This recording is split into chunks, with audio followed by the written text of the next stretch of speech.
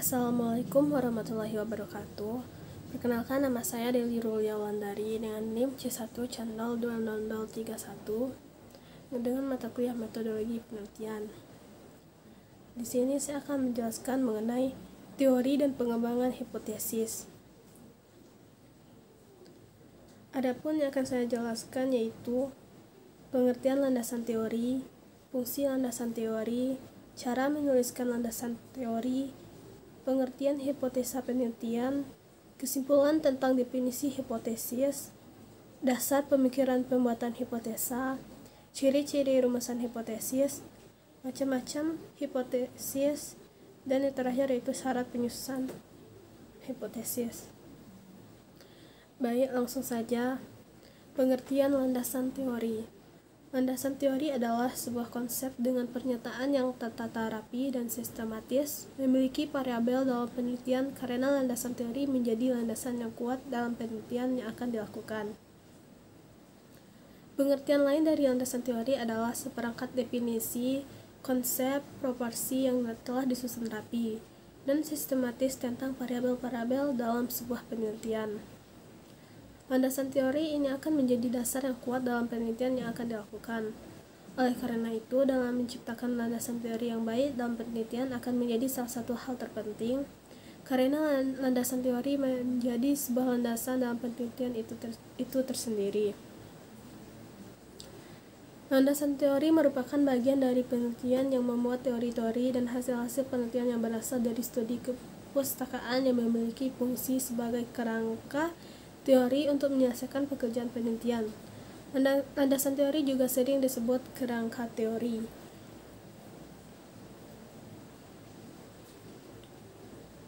Selanjutnya, fungsi landasan teori. Berikut merupakan fungsi dari landasan teori dalam sebuah penelitian, antara lain yaitu menyusun dan juga meringkas pengetahuan di bidang tertentu. Peristiwa yang terjadi diberikan kerangka sementara, dan yang ketiga yaitu sebagai pengembangan pengetahuan baru dalam tulisan. Selanjutnya, cara menuliskan landasan teori. Dalam menuliskan landasan teori, terdapat beberapa hal yang harus diperhatikan, yaitu yang pertama, terdapat nama dari pencetus teori, tuliskan tahun dan tempat pertama kali. Yang ketiga itu berikan uraian ilmiah teori. Yang keempat, hubungkan teori-teori yang ada dengan upaya penelitian guna mencapai tujuan atau target penelitian. Selain itu, dalam menyusun sebuah landasan teori terdapat beberapa hal yang perlu diperhatikan oleh seorang peneliti, yaitu dalam penyusunan sebuah landasan teori, sebaiknya seorang peneliti memakai panduan yang berhubungan dengan berbagai permasalahan yang akan sedang ditelitinya, dan juga panduan yang berisikan hasil penelitian sebelumnya. Selanjutnya, dalam penulisan antar subbab, yang lainnya harus tetap saling terhubung dengan jelas, serta harus memperhatikan aturan-aturan dari penulisan pustaka. Dan yang terakhir yaitu agar mendapatkan hasil penelitian yang baik dan benar, studi pustaka harus memenuhi prinsip kemutakhiran dan juga harus berhubungan dengan masalah penelitian. Selanjutnya, pengertian hipotesa penelitian. Pengertian hipotesis penelitian adalah jawaban sementara terhadap pertanyaan-pertanyaan penelitian. Umumnya pengertian yang banyak digunakan bahwa hipotesis adalah jawaban sementara penelitian. Jadi secara umum hipotesis adalah jawaban sementara yang oleh peneliti tetapkan untuk kemudian dan dapat dibuktikan kebenarannya melalui langkah-langkah ilmiah penelitian. Berikut beberapa pengertian hipotesis berdasarkan para ahli pakar. Yang pertama, secara etimologis, kata hipotesis berasal dari dua kata, yaitu kata hipo yang berarti kurang dari, dan tesis yang berarti pendapat. Jadi hipotesis adalah suatu pendapat atau kesimpulan yang belum final, yang harus diuji kebenarannya menurut Di Juwarto 994 bagian 13. Selanjutnya, hipotesis adalah suatu pernyataan sementara yang diajukan untuk memecahkan suatu masalah atau untuk menerangkan suatu gejala. Menurut Donald Ari tahun 1992 bagian 120. Yang ketiga yaitu hipotesis adalah jawaban sementara terhadap masalah penelitian yang kebenarannya harus diuji secara empiris. Menurut Mohnazir 1998 bagian 182. Dan yang keempat itu secara teknis, hipotesis adalah pernyataan mengenai keadaan populasi yang akan diuji kebenarannya berdasarkan data yang diperoleh dari sampel penelitian. Menurut Sumadi Suryahrata 1991 bagian 49. Dan selanjutnya secara statistik, hipotesis adalah pernyataan mengenai keadaan parameter yang akan diuji melalui statistik sampel. Menurut Sumadi Suryahrata tahun 2000 bagian 69. Dan yang keenam yaitu ditinjau dalam hubungannya dengan variabel penelitian. Hipotesis adalah pernyataan tentang keterkaitan antara variabel-variabel atau hubungan atau perbedaan antara dua variabel atau lebih.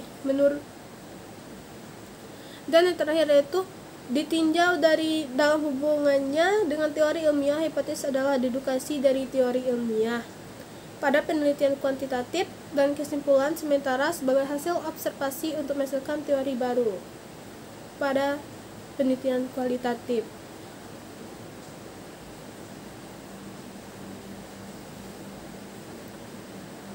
Kesimpulan tentang definisi hipotesis adalah secara umum definisi atau pengertian hipotesis secara epistemologis adalah sebuah kata yang berasal dari bahasa Yunani, yaitu berasalah dari kata hypo yang artinya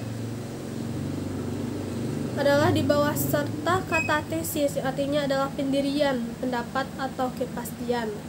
Dan pengertian hipotesis secara epistemologis tersebut kita dapat membuat sebuah gambaran bahwa hipotesis adalah jawaban sementara terhadap suatu permasalahan yang sifatnya masih praduga atau menduga-duga, sebab masih harus dibuktikan terlebih dahulu kebenarannya kemudian melalui sebuah riset atau penelitian. Dasar pemikiran pembuatan hipotesa. Dalam penelitian kuantitatif, keberadaan hipotesis adalah dipandang sebagai komponen penting dalam penelitian. Oleh karena itu, sebelum terjun ke lapangan, hendaknya peneliti terus merumuskan hipotesis penelitiannya. Pentingnya dalam penelitian dapat dijelaskan sebagai berikut. Yang pertama, hipotesis yang mempunyai dasar yang kuat menunjukkan bahwa peneliti telah mempunyai cukup pengetahuan untuk melakukan penelitian pada bidang tersebut. Yang kedua, yaitu hipotesis memberikan arah pada pengumpulan dan penafsiran data. Yang ketiga, hipotesis adalah petunjuk tentang prosedur apa saja yang harus diikuti dan jenis data apa saja yang harus dikumpulkan. Dan yang keempat, hipotesis memberikan kerangka untuk melaporkan kesimpulan penelitian. Dan selanjutnya, ciri-ciri rumusan hipotesis.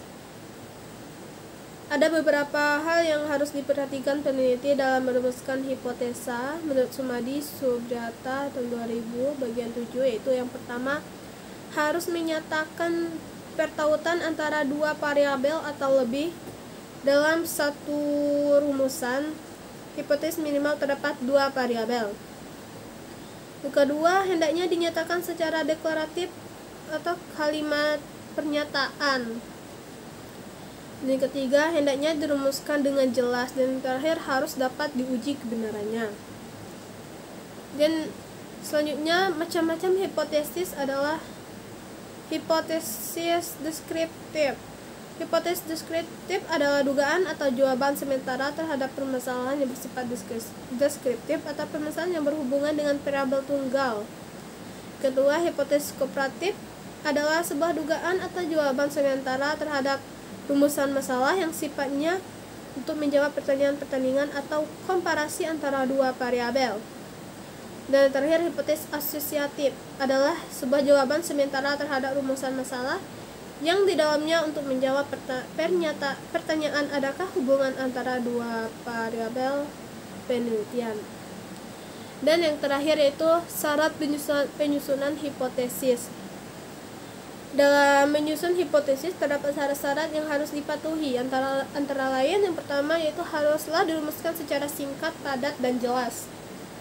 Yang kedua, harus menunjukkan adanya sebuah hubungan antara dua atau lebih variabel dalam penelitian. Yang ketiga, haruslah berdasarkan pada pendapat atau teori-teori dari para pakar atau hasil dari penelitian lainnya yang relevan. Berdasarkan penjelasan yang panjang di atas, mulai dari pengertian sampai jenis-jenis hipotesis, maka statistisian coba membuat kesimpulan tentang artikel hipotesis, atau yang dalam bahasa Indonesia lebih dikenal dengan istilah hipotesa. Baiklah, itulah yang dapat saya sampaikan mengenai teori dan pengembangan hipotesis. Lebih dan kurangnya saya mohon maaf. Wabillahi taufiq wal hidayah. Wassalamualaikum warahmatullahi wabarakatuh.